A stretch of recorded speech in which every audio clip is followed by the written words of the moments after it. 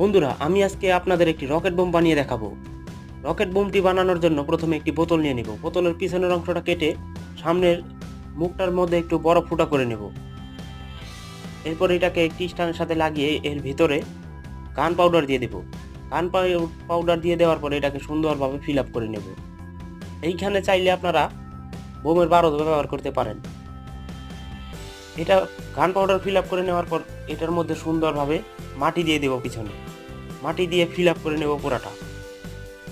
এই পুরো অংশটুকু ফিল আপ করে নেওয়ার পর সুন্দরভাবে এটা হয়েছে কিনা চেক করে নেব। এখন বাকি রইল সামনের অংশটুকু। এইখানে এখন সলতা লাগাতে হবে। সামনে কিছুটা অংশ বারুদ ফেলে দিয়ে এখানে একটি সলতা ভরে নেব। সলতাটা খুবই আলতোভাবে ভরতে হবে। ফাইনালি দেখতেই পাচ্ছেন আমাদের রকেট বোম কিন্তু রেডি হয়ে গিয়েছে।